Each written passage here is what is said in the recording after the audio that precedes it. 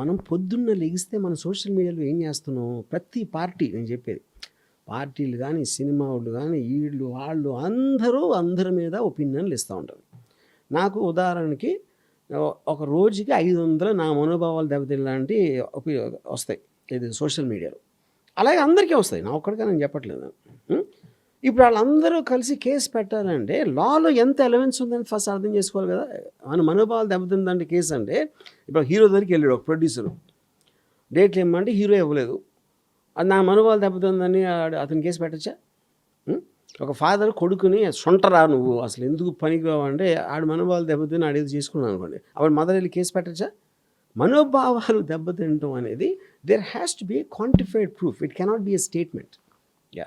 ఇంకోటి ఏంటి, ఇప్పుడు నేను చేసిన మూలాన ఏదైనా యాక్షన్ జరిగిందా అంటే, ఇప్పుడు వాళ్ళు ఫలానా వాడిని కొట్టేయి అని నేను చెప్పాను అనుకో, నా మీద ఒకడు ఎవరు నా పేరు మర్చిపోయాను, ఇప్పుడు రామ్ గోపాల్ మని చంపితే 1 కోటి రూపాయలు ఇస్తా అన్నాడు. ఓకే కేసు పెట్టచ్చు, కానీ the point is and allowance of the rhetoric కిందకు వస్తుందా, ఇంటెన్షన్ ఉందా, దాని మూలన ఎవడన్నా నన్ను అటాక్ చేశాడని ఇన్ని పారామీటర్స్ చూస్తారు కోర్టులో.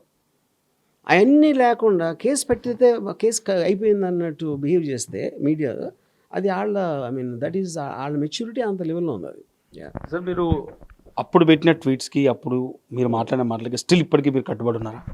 ఇది ఏం కట్టుబడి? మీరు ఏదైతే ట్వీట్స్ చేశారో సిబిఎన్ మీద కావచ్చు, పవన్ కళ్యాణ్ మీద కావచ్చు, కట్టుబడి ఏంటి? ఇప్పుడు ఫస్ట్ ఆఫ్ ఆల్ నేను ఇండివిజువల్గా ట్వీట్స్ నాకు గుర్తులేవు, బట్ ట్వీట్స్ మీమ్స్ అనేది వరల్డ్ ఓవర్ అదే చేస్తారు.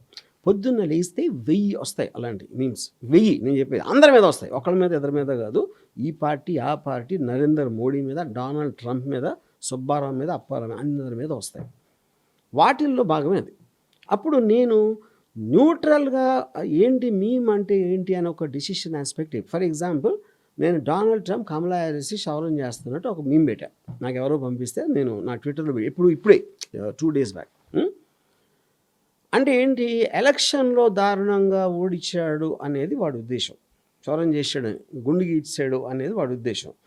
ఇప్పుడు ఒక పర్సన్ ఏం పెట్టాడు నాకు, ఏంటి డొనాల్డ్ ట్రంప్ని మంగళవాడు అంటున్నావు, నువ్వు బార్బర్ అంటున్నావా అని, మంగళవాడిని ఇలాగా నువ్వు తక్కువ చేస్తావా అని ఒకడు అంటాడు. ఇంకోటి ఏమంటాడు, స్త్రీ జాతిని నువ్వు గుండుకి గీసి ఒక స్త్రీని అలా అవమానపరచడం అనేది ఎంత తప్పు అని ఇంకోటి అంటాడు. అప్పుడు ఏంటి, మీరు ఏం మాట్లాడినా ఏం చేసినా వేరే వాళ్ళు వేరే అర్థాలు తీస్తారు.